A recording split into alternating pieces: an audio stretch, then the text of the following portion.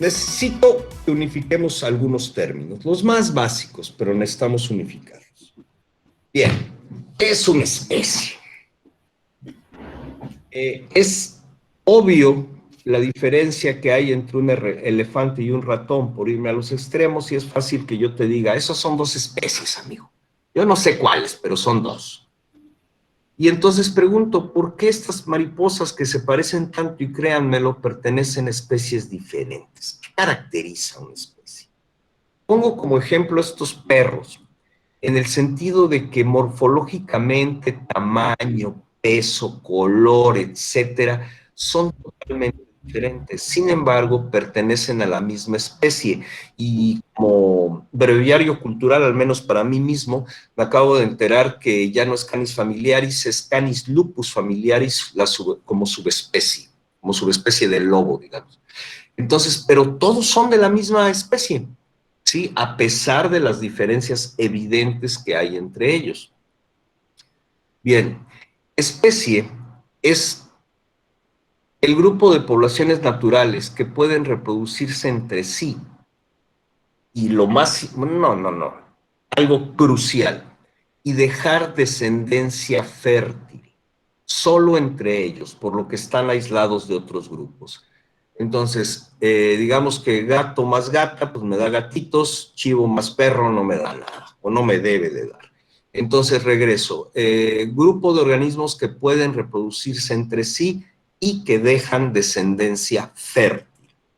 Hay algunos ejemplos de especies diferentes que se pueden reproducir entre sí, pero su descendencia no es fértil. Los más clásicos es la mula, cruza de caballo y asno, o ¿cómo se llama?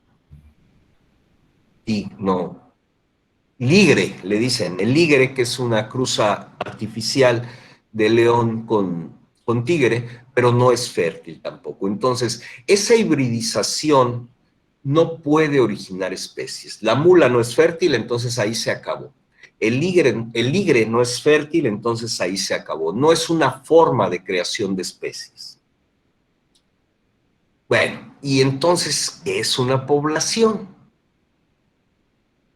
Conjuntos de individuos de la misma especie que coexisten en el mismo espacio y tiempo. Pongo el ejemplo del cardenal norteño, Cardinalis cardinalis. Vean la población aislada que hay en la parte sur de la península de Baja California.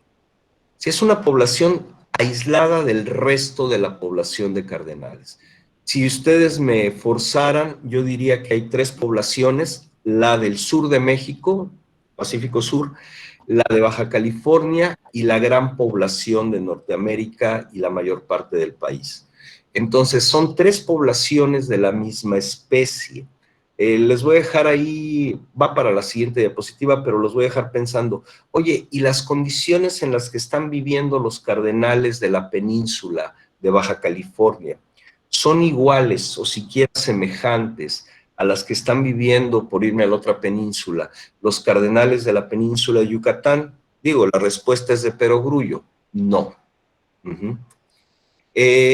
Otro clásico ejemplo de población aislada es la del cardenal del desierto, Cardinalis sinuatus, y aquí tenemos otra vez un aislamiento total creado por el desierto del Vizcaíno en el sur de la península, separado de la otra población.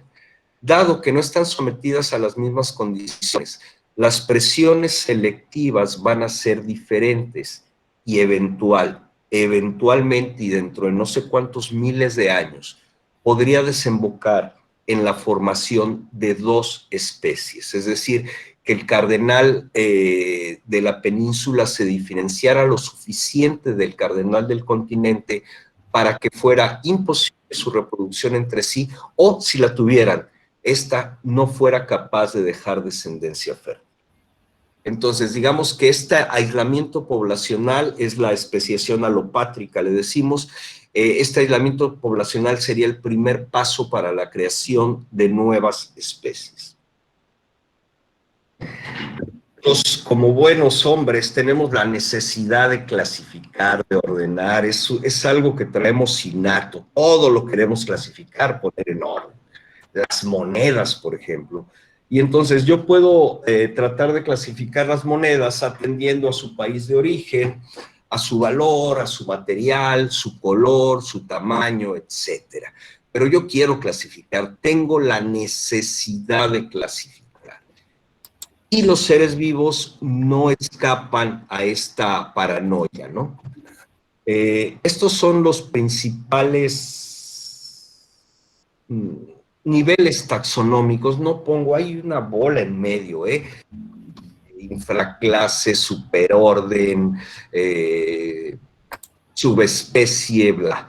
Pongo los principales. Entonces, para clasificar al gato doméstico, que por aquí tengo el mío dormido por un lado, el gato doméstico pertenece al reino animal, porque es incapaz de fabricar su propio alimento como las plantas.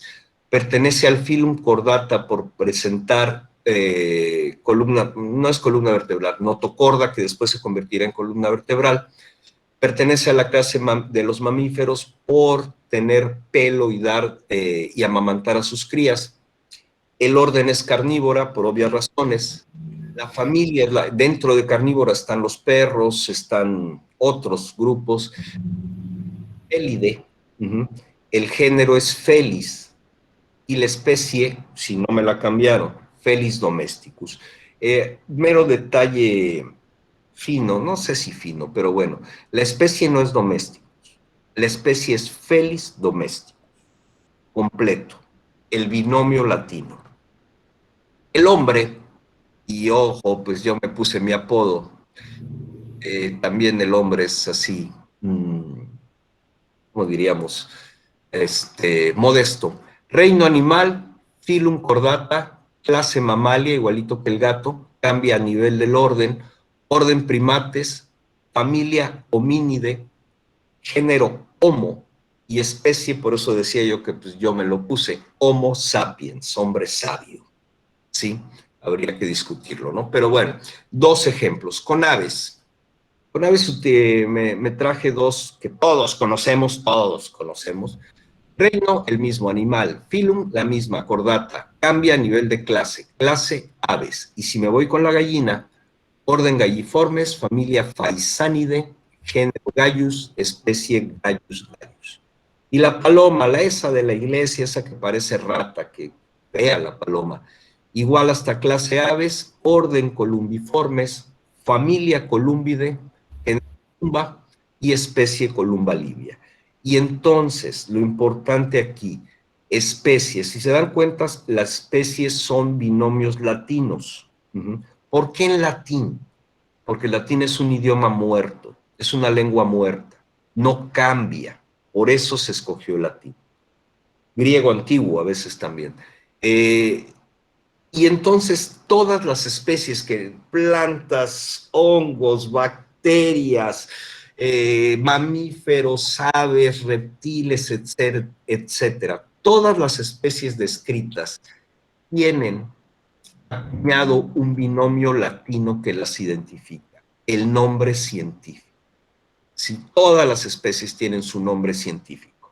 Painopeplanitens, Sonotrichia leucophrys, Mimus polyglotos, algunos medios se entienden, otros no tienen razón de ser, son difíciles para los que no están acostumbrados, sí, sí son difíciles, en ocasiones parecen trabalenguas, también lo reconozco, pero veamos el de abajo, Mimus polyglotos, Mimus de mimo, de imitador, polis de muchos y glotos de lengua. Ahora, comparémoslo con lo que significa sensontle, pájaro de las 400 voces. Entonces, algunos sí tienen sentido.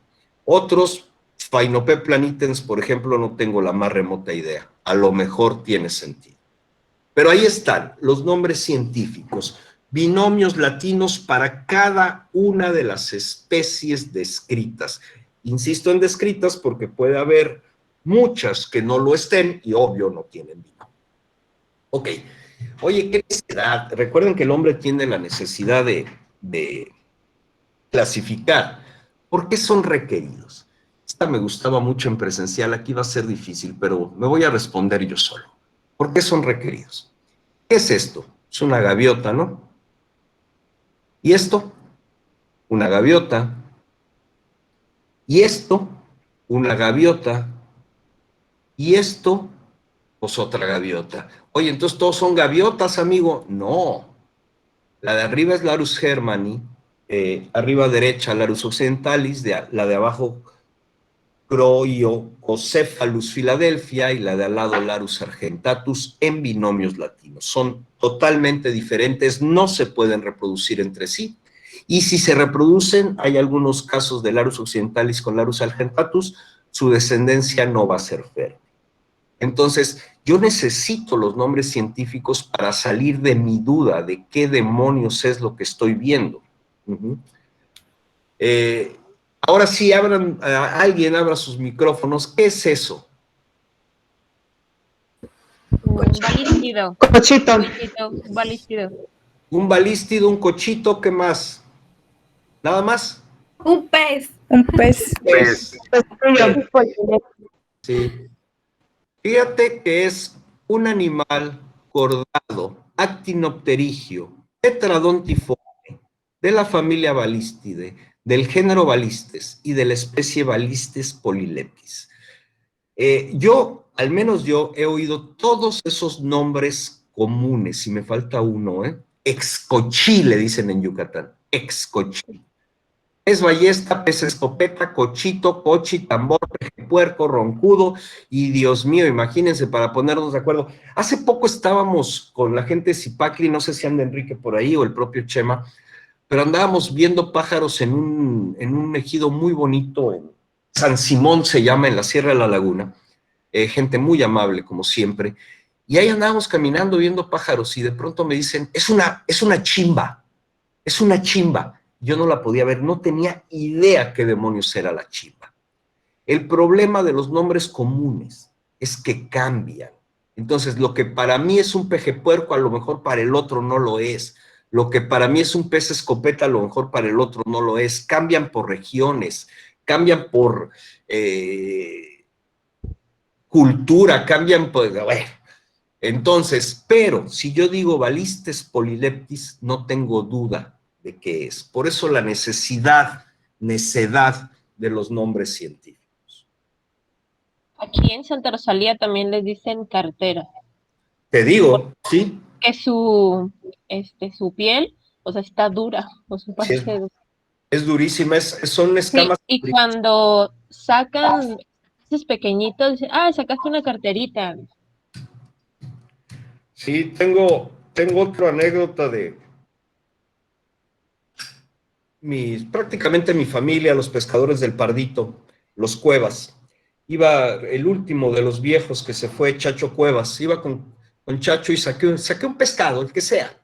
Le digo, ¿qué es esto, Chacho? Cualquier nombre, no me acuerdo, realmente no me acuerdo. Es un chirimbín. Yo me quedé con que era un chirimbín. A los días salgo a pescar con, no me acuerdo, con Mayel, mi eterno amigo, y saco uno igual y le digo, mira, Mayel, saqué un chirimbín. Se me queda viendo, ¿sacaste un qué? El Chacho había inventado el nombre, ¿sí? Y ahí andaba yo presumiéndolo, ¿no? Que ya me sabía uno más. Entonces, no, los nombres en español presentan serios problemas. ¿Esto qué es? ¿Cómo le dirían? No quiero la especie, ¿cómo le dirían? Un halcón o la roja. Halcón. Una rapaz. Un buteo jamaicensis. Y ya no tengo dudas. ¿Me entienden el mensaje? ¿Sí? Ahorita voy a decir qué les conviene a ustedes. Este pajarito que es bellísimo, al menos tiene esos nombres. Brisita de fuego, viudita roja, sangre de Cristo, atrapamosca, sangre de toro. Me gustan mucho los onomatopéyicos, piturria, porque hace piturri, piturri. Entonces, pero ¿cuál es el bueno? ¿Cuál es el bueno de todos estos? Pues ninguno o todos. Pero aquí no tengo duda. Es un Pyrocephalus rubinus. Ok. En contraste,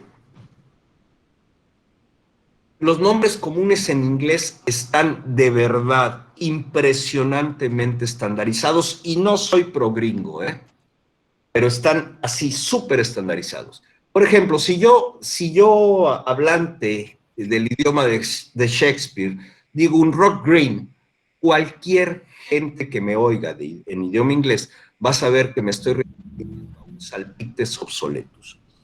Es tan impresionante la estandarización de los nombres comunes en inglés que la mayoría de los científicos, de los ornitólogos angloparlantes, manejan muy poco o no manejan los nombres científicos. De hecho, cuando les avientan los nombres científicos, los gringos parece que están ladrando. ¿Sí? ¿Por qué? Porque están súper acostumbrados a esa estandarización que tienen sus nombres comunes. Es una ventaja, pero no todo en esta vida es Partenón. Morning Dove, Zenaida Macrura, Black Phoebe, Sayornis nigricans, no hay vuelta. Pero, ¿cómo se logra esta homogeneización? Primero por imposición. Este se llama así, se acabó. Ojo, Estados Unidos es un país donde no hubo mestizaje, entonces no hay nombres con origen semántico indígena. Y además es una tradición importada de Europa esto de estandarizar los nombres. Recuerden que los ingleses son los que inician con la pajareada y se va para los estadounidenses. A mi juicio, la falta de mestizaje y la imposición son un precio muy alto a pagar por estandarizar los nombres. Ahora, el mensaje que quiero mandar aquí es, ¿de verdad es necesario estandarizar los nombres en español? Y mi respuesta es no. ¿Sí? ¿Por qué? Porque tengo los científicos y tengo los comunes en inglés, dependiendo de los usos. Para allá voy. Fíjense que si nos hubiera pasado lo que les pasó a los estadounidenses, hubiéramos perdido al pájaro to, ¿sí? No se llamaría pájaro to, vete a saber cómo se llamaría. Cenzontle, ambos nombres provienen de lenguajes indígenas, ¿sí? Y les decía que me encantan los nombres. Hubiéramos perdido el nombre Pirijama para el ostrero, y no sé si recuerden que hayan andado en la playa y se oye por ahí piri, piri, piri, piri, piri, piri. Por eso el nombre Pirijama. Piturria, ya se los comenté, estos nombres los hubiéramos perdido, ¿no? Entonces, por eso insisto que se me hace un precio muy alto a pagar. Y por otra parte, y como Contreras que suelo ser, defiendo que la diversidad lingüística a fin de cuentas es diversidad y hay que cuidarla. En suma, los binomios latinos, los nombres científicos no dejan lugar a duda, pero son complejos, que los usen los científicos, que no estén fregando. Probable. En contraste, los nombres comunes en español son de escasa utilidad porque cambian por sitio, cambian por cultura, no están estandarizados, tienen serios problemas. Ha habido varios intentos. De hecho, otra de la bibliografía que les mandé trata sobre, es el listado de todas las especies registradas para México en ese momento, su nombre común en inglés, su nombre científico obviamente, y un intento de nombre común en español medianamente estandarizado. Es un esfuerzo de la Conavio, particularmente de un buen amigo, Humberto Berlanga. No lo discuto con él porque sigo creyendo que es innecesario, ¿para qué me peleo? Los nombres comunes en inglés, tercer punto, sufren incluso menos cambios que los científicos. Ojo, son más constantes los nombres comunes que los nombres científicos, comunes en inglés, perdón. Por ejemplo, ¿eso qué es? Tijereta. Tijereta. Fregata magnificens es su nombre científico. ¿Sí? El común en inglés, magnificent frigate bird.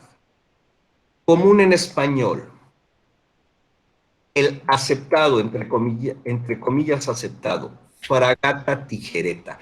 Ya me veo yo diciéndole a mi querido, ya fallecido, por cierto, el Chema, con el que pesqué en el manglar Las Tijeras, donde estaba la colonia más grande del mundo, esta especie, Chema, no se llama tijereta, Chema, no seas tonto, se llama fragata tijereta. Dependiendo del humor del que anduviera Chema, mínimo se ríe y en último caso me recuerda a mi progenitora, ¿no? Entonces, no podemos imponer los comunes. No se puede. ¿Cómo se llama esta? Calandria. Dile. Calandria. Icterus cuculatus, científico. Hodet Oriole, nombre común en inglés. En español se llama oficialmente Calandria dorso negro menor. En Colombia les conocemos como turpiales o toches. Fíjate, peor, que no peor, peor. ¿Sí? Entonces, es difícil estandarizar los nombres sin imposición. Fíjense en esto es una muestra de lo segundo. Les decía yo que los nombres comunes en inglés son más inalterables que los nombres científicos. Quiero hacer una aclaración aquí por algún purista que ande por ahí. Esos años que muestro, 28, 66 y 2020, no corresponden al año de cambio, sino al año de la bibliografía en que lo consulté. 1928, el fabuloso libro de Grinnell. 1966 es una guía, que no recuerdo su nombre, pero es la única guía, la tengo por aquí por un lado, que trae los nombres científicos acentuados para no regarla. Y la 2020, ese sí es el nuevo actualización de nombres de lo que era el AOU, que ahora no me acuerdo cómo se llama. Bien, dicho lo anterior, nombre científico, Querquedula cyanoptera. En el 28, en el 66, Anas cyanoptera. Hasta hace relativamente poco, Spatula cyanoptera. A lo largo de esos 100 años, su nombre común no ha cambiado. En inglés, cinnamon tail. ¿Estamos de acuerdo? Otro ejemplo. ¡Ay, Dios! Aquí está. Pobrecito, este perrito es un paserino migratorio, de los más comunes en migración, invernación en Baja California. En el 28, Vermívora celata. Hasta el 2017, Oreotlipis celata. En el 2020 y el actual, Leotlipis celata. Pues no ha cambiado su nombre común en inglés y ha sido Orange Crowned Warble a lo largo de esos 100 años. ¿Sí?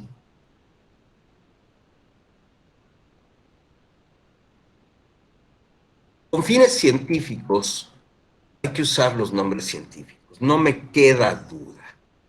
Pero ¿y con fines aviturísticos, cuáles convendrá tratarse o empezar a aprenderse?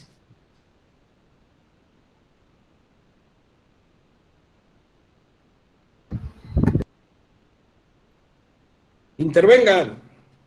Pues esa iba a ser para usted, porque si les hablas en inglés, pues mucha gente, no sé, el 50% no va a entender nada.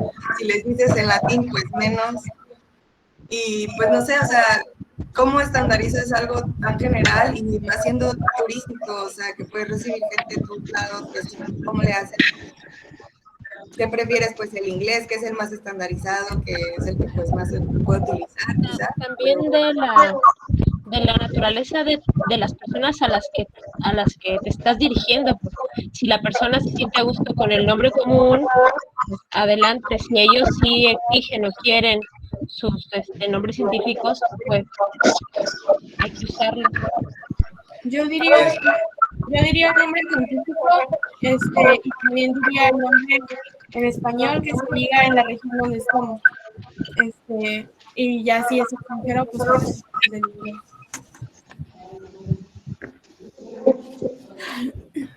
Chicos, profe Tantito, cuando terminen de participar, ¿pueden apagar el micrófono porque no se escucha nada? Por favor. Gracias. Y Romero está pidiendo la palabra desde hace rato. Que participe Romeo. Ahorita hablo yo. Buenas tardes. Soy acá de Oaxaca.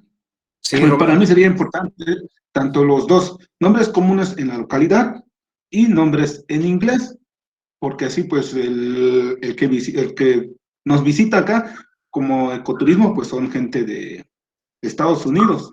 Decirles el nombre común en inglés y decirles que también se conocen en la localidad pues como lo conocemos, ¿no? Por ejemplo, un ejemplo claro sería acá el pájaro mexicano. Decirle, pues acá en la playa lo conocemos como pájaro mexicano, y en inglés, pues su nombre en inglés. Sería para mí las dos, esos dos datos se darían, aparte del nombre científico. Miren, lo ideal es que sepan los tres. Lo ideal. Ahora, yo quizá lo planteé mal la pregunta en la exposición. ¿Cuáles son los primeros a aprenderse? ¿Sí? Los comunes. ¿En español? Pregunto. Nombre científico. El nombre científico. Primero es nombre científico. Pues afortunadamente la decisión es enteramente suya. Insisto que lo ideal sería que manejaran los tres, sí, pero obviamente cuesta más trabajo. Los nombres científicos, la matraca del desierto me fascina porque recurrentemente hago listas. Es el nombre más largo que hay, al menos para aquí, para la península. Campylorhynchus bruneicapillus. Chale, ¿qué es eso? Imagínate que llegas y dices, amá, acabo de ver un Campylorhynchus bruneicapillus, ¿sí? O sea, vi una matraca, amá, ¿sí? Entonces, sí es difícil.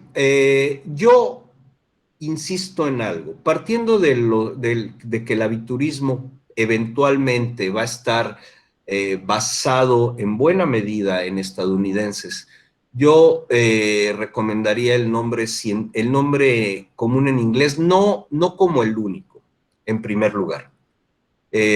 Ahora, me decían, y discutí hace poco con Gerardo, y lo digo sin empacho, orgulloso de él, el mejor guía de Baja California Sur, de Baja California, Gerardo Marrón, y me decía que si bien el aviturismo ha crecido de forma general, ha crecido más, ojo, con locales, con mexicanos. Entonces eso me lleva a un problema, porque tengo que manejar también los comunes en español. Yo quizá el consejo sería, a ver, llevo mi grupo de avituristas, como va a ser el sábado y domingo, las lagunas de oxidación y demás, y ¿saben qué? Yo les voy a soltar los nombres comunes en español, pero hay que tener cuidado porque no están estandarizados. Y luego los buscamos en inglés, perdón, en científico, en latín. Quizá, no estoy seguro. Cuando traes un grupo, o igual, aprenderte los tres, ni modo, y adaptarte a las circunstancias. Vas en esa panga donde predominan los extranjeros, nombres comunes en inglés. ¿Sí? Vas a mexicanos, nombres comunes en español, seguidos de sus científicos, ¿no? Empezar con los nombres en inglés, sí, probablemente, es lo que comentaba yo, pero la decisión es enteramente suya, nada más partan de algo. Cada especie ahora va a tener 3 nombres, ¿sí? Y lo más curioso es que luego yo manejo los 3, por ahí creo que Víctor va a usar este ejemplo que comentábamos, y es el que sigue, me parece, después del receso. Voy caminando haciendo un censo formal, digamos, y te dicto Osprey. Al rato te dicto águila pescadora. Al rato te dicto pandión, y pandión, osprey y águila pescadora es lo mismo, ¿no? El punto es que en el momento que llegue y haga mi suma, esté seguro yo que osprey, águila pescadora y pandión aliaetus es lo mismo, y entonces vi 8 águilas pescadoras, ¿no? Le haya dicho como le haya dicho.